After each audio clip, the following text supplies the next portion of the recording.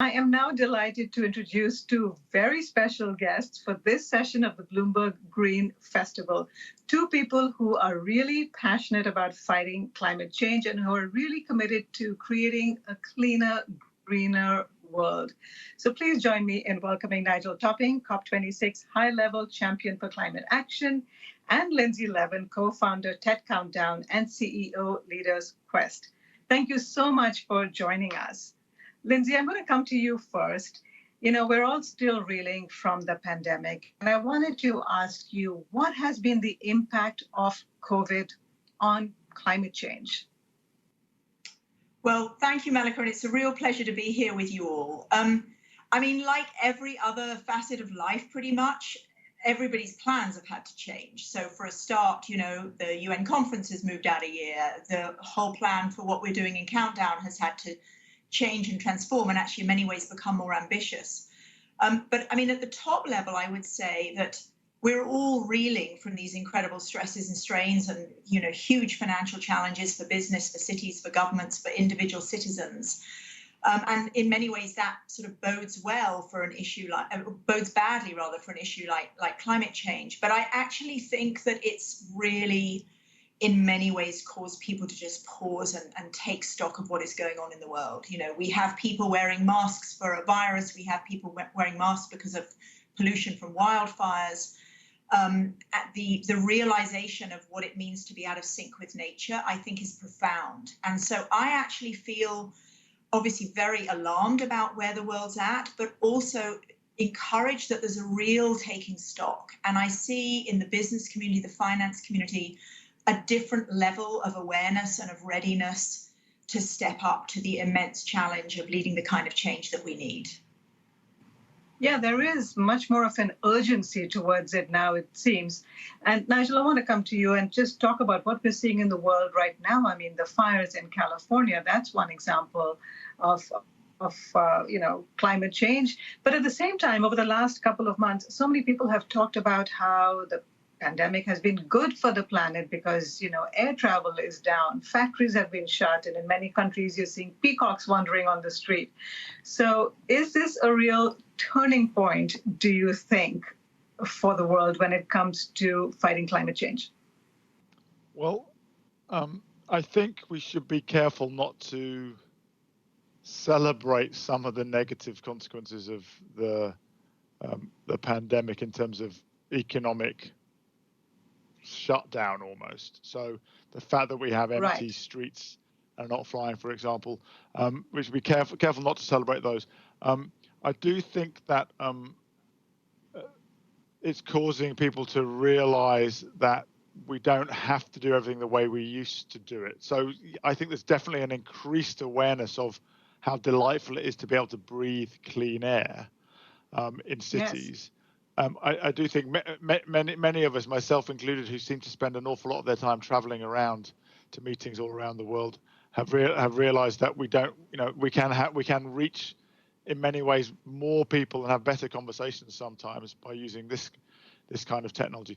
So I think it's mixed. I think that we know that a lot of the economic changes will just bounce back. You know that so shut factories, for example. I mean, I don't want factories to stay shut, right? Because that means people out of work. So we need to find a way to keep the economy going. And as many have talked about building back better or a clean, resilient recovery. So yes, we're learning something from the change, but we must be careful not just to wish ourselves towards negative consequences of some of those things continuing. Yeah, absolutely. And like you said, it's not feasible to have factories shut forever. We all have to get back to work and economies have to grow. So we have to find a balance between those two parallel tracks. Now, you all are both very committed to the race to zero. But for our viewers who are tuning in from around the world, let's just get some context. And can you explain to us what exactly is Countdown and the race to zero? Lindsay, I'll let you take that first. Sure. Let me start with TED Countdown. So Countdown is an attempt to bring together every citizen in the world who wants to engage in addressing the incredible crisis that is the climate crisis. We've done that by forming a really big collaboration with TED. People know what I mean by TED Talks, the power of TED storytelling, positive storytelling, celebrating stories from all over the world and really amplifying messages, with a whole coalition of comprised of my organization and others, Global Optimism, We Mean Business, and many, many others now, to really pursue a journey in the run-up to the UN climate conference that engages people in solutions to climate change. So we're focused on solutions. We start on 10/10/2020, just less than 4 weeks away, with a big global virtual event available free to everybody in the world via YouTube. 5.5 hours of content, so TED Talks, interviews, a real kind of festival of understanding the science and of hearing from voices all over the world and looking at what it will take for us to step up in response to this. And then we have a whole bunch of work planned through next year and summits all over the world next autumn. So, and you know, one of the big things that we're doing in Countdown is to get behind the race to zero. So the idea is to get behind the many, many people all over the world who are already leading change. A central theme for us is that actually between us, we know what we need to do. You know, the issue is getting on and doing it. And so how do we bring attention to the solutions that are out there? How do we bring attention to the changes that we need to lead and that we need to enact as citizens? And show people a really positive, beautiful picture of the future, because, you know, right now this lived reality is very painful and it doesn't need to be like this. And that's part of what we want to communicate to people. Great. And Nigel, the race to zero. Yeah, so as Lindsay's described, Countdown's a big collaboration, and so we're delighted to be collaborating with Lindsay and the team at the Race to Zero. So I should explain my complicated sounding role of high-level climate action champion. It's a role that was created in Paris by the parties to the UN Climate Convention in recognition of the fact that countries alone, national governments alone, cannot solve the climate crisis. We need businesses, we need investors, we need cities, we need states and regions, we need citizens, sports clubs, schools, everybody to commit. So my role is to work with that community. So the Race to Zero is an initiative which I started with my colleague Gonzalo Munoz in June, and it's really a call to everybody who's not a national government to commit their organization getting to zero carbon before 2050 with very concrete steps in the next 5 years to make sure that collectively we at least halve emissions by 2030. So far, we've got nearly 1,000 businesses, nearly 500 cities, investors with over $5 trillion of assets under management, 500 universities, 21 regions who with the cities have over 2.6 billion. So we've got about a third of the world's population covered by net zero commitment. And the idea is by the time we get to Glasgow, to just have really built such momentum that it becomes, the sense becomes really inevitable. And the message is sent from the citizens of the businesses of the world to the governments of the world that we understand this is a crisis, we're committed to playing our part, and we're here to help you and to work with you so that governments, businesses and citizens together can solve the crisis. So you've got the commitment. I mean, that you're off to a great start, commitment from more than 500 cities. But what will this transition actually look like? How do you see that playing out? Well, I always think of it's in two ways you can answer that question. One, what's the end point look like? So clean air in our cities with electric vehicles and renewable energy and more green space, more livable cities, or the 15-minute city, as some people talk about it. There's also, particularly for private sector businesses and investors, what's the pathway like is really important as well. And there, I think the most important idea is that we've seen industrial disruption many, many times in the past, and it never happens in a straight line. It always happens exponentially. So just distrust anyone who says things like we're only at 4% electric vehicles. It's the wrong way of thinking about it. The question is, how quickly did we go from 2% to 4%? Because when you go exponential, it's the doubling rate that stays constant. So if we've gone from 2% to 4% in 18 months, then we're probably on that exponential dynamic, which means we'll be at 8% in another 18 months, and then 16%, and then 32%, and then 64%. And before you know it, the whole market's flipped. And everyone who was saying it's only at 4% and so not investing in R&D or not investing in battery technology have fallen behind a complete transformation. So we know that the endpoint will be zero, and we have a pretty good idea of what the technologies will be. the thing that we're really seeing now is that change is happening exponentially. And so my argument always is, if you're not joining the race to zero, you're kind of choosing to lose in that transformation. The goal, the race to zero, the goal, it's a great goal to have, but it's not going to be easy to get there, even though we have intent and commitment. Lindsay, what do you think will be the biggest challenge? What are you most worried about? I mean, I think in the end, this is a leadership challenge, and that's leadership at all levels. And clearly, right now, globally, political leadership feels like a real struggle in many parts of the world. I think one of the things that's been very positive is to see how different people have stepped up. Cities, for example, have really stepped up. Many, many leaders of cities, some governors of different states around the world are really leading the charge. Business is capable of really stepping up. Right now, one large company after another is making commitments to get to net zero well ahead of 2050, 2040, 2030. Funnily enough, competition kind of kicks in because people want to compete with each other to sort of get there faster, which I guess is the nature of a race. So there's a huge leadership challenge. I think I've spent 20 years working with corporate leaders on how we transition to a world where business is accountable and is thoughtful about social impact and environmental impact as well as profit. How do we cater to people and the planet as well as profit? And I think, it's taken a very long time, this shift from the primacy of shareholder return to the idea that we have to measure externalities. We actually have to properly account for the cost of what we do. Many of these things are not, of course, currently covered by normal accounting practices. So the whole journey to ESG and to rethinking business purpose, and actually I would say evolving the capitalist model. It's not about ripping it down, but it has to evolve. And that requires leadership. I think the environment right now is an easier one for leaders to step up, funnily enough, because we're so evidently in crisis that we need different kinds of leadership from people.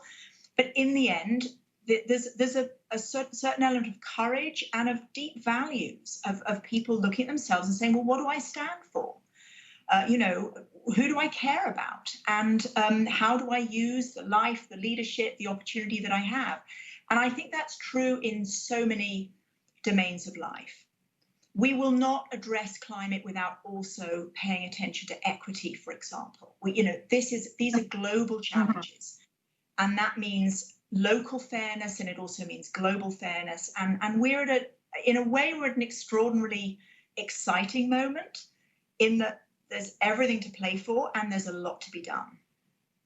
There is an opportunity here, yes. But, we talked about leadership, whether it's leadership from, governments, political leaders or corporate leaders. What we really need to see them do is to create change. Nigel, I want to come to you. I mean, when it comes to change, how do leaders create a culture of change? Because change will only occur when all of us, when every individual gets in on it and changes some habits. So with your experience and what you've seen and the conversations you've been having, how does change take place? Whose responsibility is it to trigger that? Yeah, whose responsibility is it? I mean, I think what we're talking about fundamental systems change here. And of course, the nature of a system is that there are many, many different actors with responsibility for different parts of the system. And no one has responsibility for the whole. You have a value chain with a supply side and a demand side, crudely. You have investors in that value chain. You have policymakers who are regulating that value chain. You have trade bodies who are resisting or accelerating regulation. You have citizens who are consumers of the technology or of the products. So you have cities who interact. They may be buying stuff. They may be regulating. So you have all sorts of groups in society who have influence. So the first thing is that change comes from everywhere, and you never know where it's going to come from. So you'll often, if you're trying to get someone to move, you'll often hear them give you the reasons why they can't move based on it.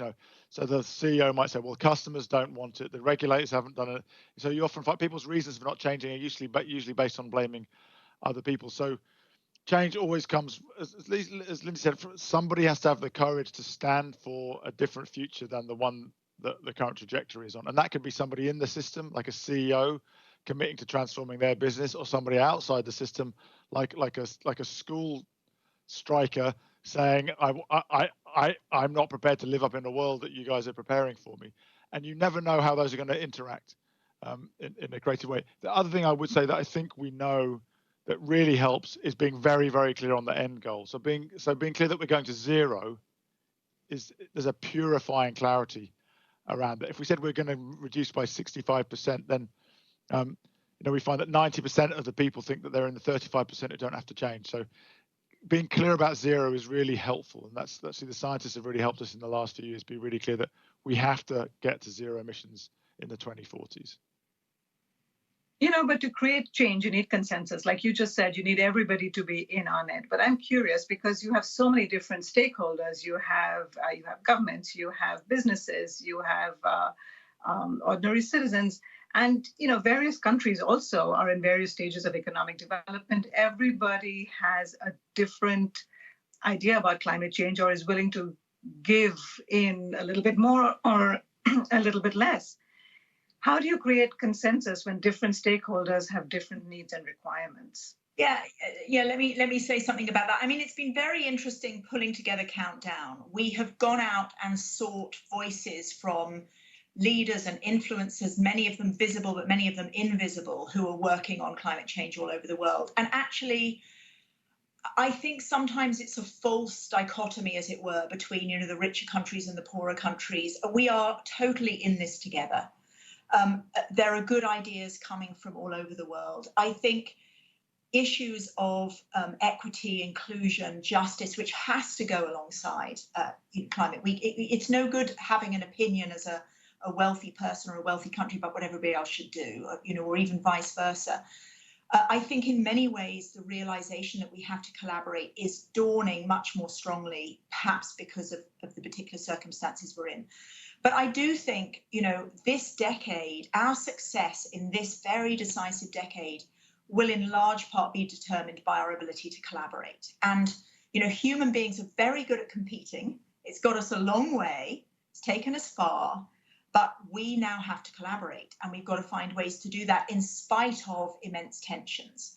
One of the things that Nigel's team's doing, which I can't wait for them to show much more publicly, I mean, they're busy mapping for each different sector across our economy, what does change look like in the way that he just described? And what is the role of all the different players in that system? And sometimes it's one particular player that can unblock the system for everybody else. I think as people see that, as we see our interconnectedness and what happens when we collaborate, we kind of need to tell stories in that way. So that we can recognize, the immense influence we can have. I mean, he alluded also to things like, youth. I mean, kids have driven a huge acceleration in this debate. If you look now at businesses coming along to sign up and make net zero commitments, they will drive huge change. Big companies saying, I am going to decarbonize my entire supply chain. The implications for thousands and thousands and thousands of smaller businesses of those decisions, what it then means in terms of how they've got to support those smaller businesses in making that kind of transformation are huge. So I think as different responsible players in the system step up and then realize that actually they can't do it without cooperation from everybody else, we can see real progress. But without doubt, this requires new skills. And we are at an amazing time. I mean, I don't know, I hope we'll look back in history and say that certain things really blossomed actually because they needed to, and we had to find new ways to do things. Well, I was just going to add to Lindsay's point about telling the quality of the stories that we tell. And I think that many of us who've been working on climate change for a long time eventually realized that we were telling the wrong story.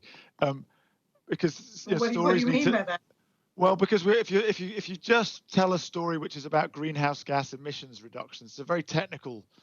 The whole point of stories is they need to connect with people emotionally, right, where they are. So I think now you hear much more sophisticated storytelling about the economic benefits. So if you're talking to a fleet owner, you talk about the total cost of ownership of running electric vehicles is less than the total cost of ownership. So you make an economic argument because that's one of their primary drivers.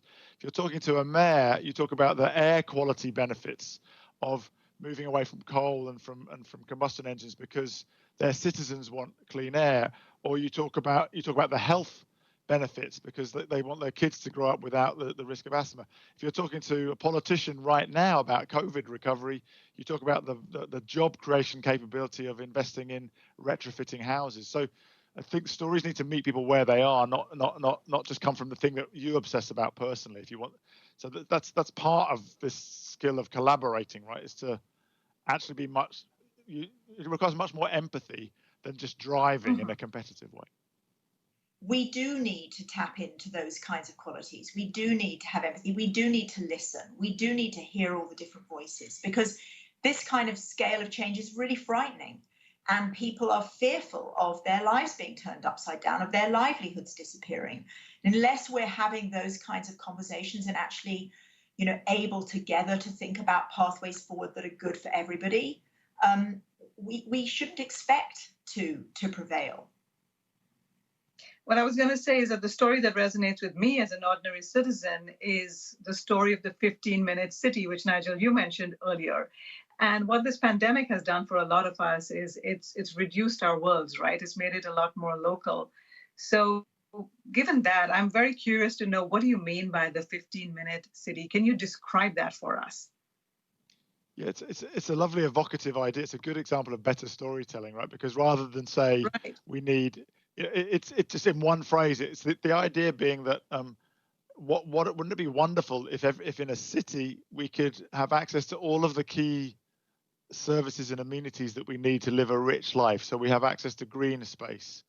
We can cycle and walk to our doctor, our dentist, the shops, our school, the theatre, the pub, whatever, everything that we need so through walking, cycling and public transport, everything that we need to live a rich life is accessible within 15 minutes. It doesn't mean we're hemmed in to that space, but it means that we don't have to spend hours getting to some of those key things that we need access to if we're to live rich lives.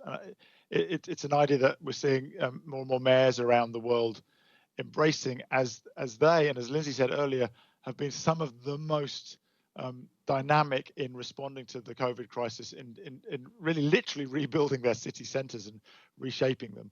And it's a really lovely idea, which is it just immediately evokes a new way of being in a city. It is a lovely idea, and you can see it happening in pockets in certain countries. But what about really congested cities and cities in developing countries, cities with, 17, 18 million people, and who talking about, cities maybe in Asia, in China, in India? How can they participate in the race to zero? I mean, a 15-minute city is just not practical there for decades or centuries to come. It's just not going to happen. I mean, maybe I'll start and then pass to Nigel. I think, there are amazing things happening in cities in Latin America and Africa and Asia where people are leading. Freetown, listen to the mayor of Freetown talking about becoming Tree Town, huge tree building projects. So people are finding their own way that speaks to their community and speaks to their local issues. And some of the leadership around that will come from the south of the globe, will come from Asia, from Latin America, from Africa, and it will look different. It will take a different form, but there is incredible innovation happening in many of those cities. Yeah, I think that's an important point. That I was just in a dialogue with the group working in Southeast Asia on resilience, and one of the things that they wanted to. Sometimes in the climate negotiations, the idea of adaptation and resilience comes up as something that the North has to pay for the South to be able to deliver on. And there is an element of that climate justice built into the negotiations and the Paris Agreement. But they were really at pains to tell me, we're not sitting here waiting to be helped. Communities all around the world are getting on with doing whatever they can with the resources that they have to adapt to growing climate risk.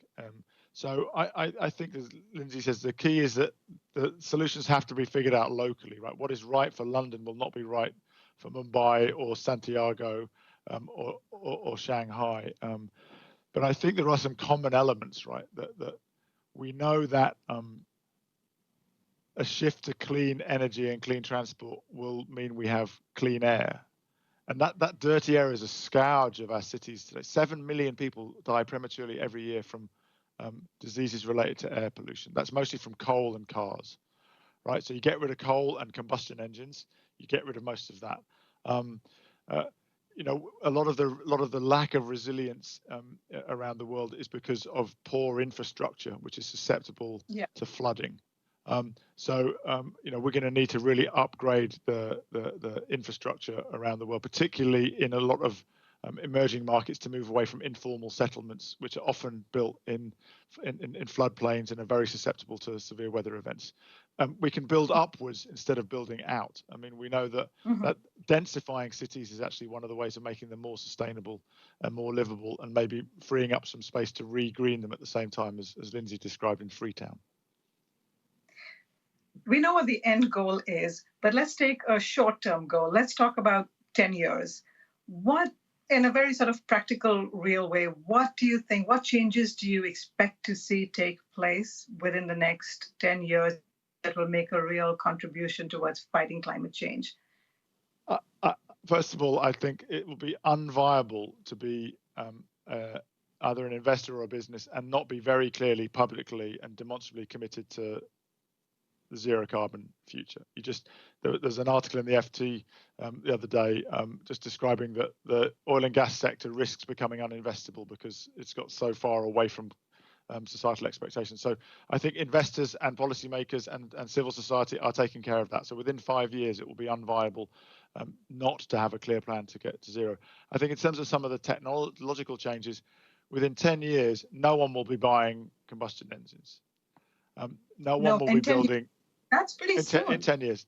That's changing so fast. Again, you just go back at the history of the internet or of smartphones or of any technological change. I think within 10 years, no one will be. Certainly for cars, maybe for trucks may take a little later, but for cars and buses, technology is already there. Everybody expects the costs to be less to even buy. So why would anyone buy a more expensive, dirtier, less safe, more, harder to run? I mean, what just defies everything we know about economics, that when you pass all those tipping points, you still buy.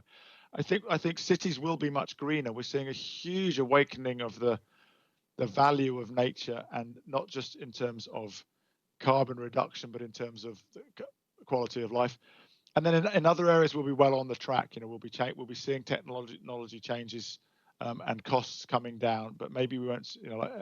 We'll still have aeroplanes flying all around the air, but they'll have increasing amounts of sustainable aviation fuel rather than fossil aviation fuel. And for short haul, we'll have electric airplanes.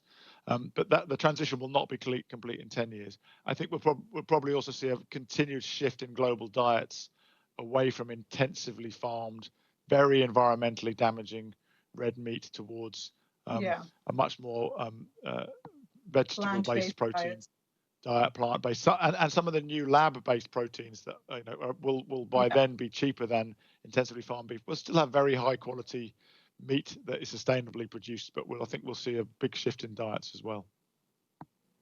Great. Thank you both so much for your time. That was a really interesting conversation, and I hope that some of these changes do take place within the next 10 years, and we don't have to wait longer for that. So Nigel and Lindsay, thank you so much for joining us at the Bloomberg Green Festival.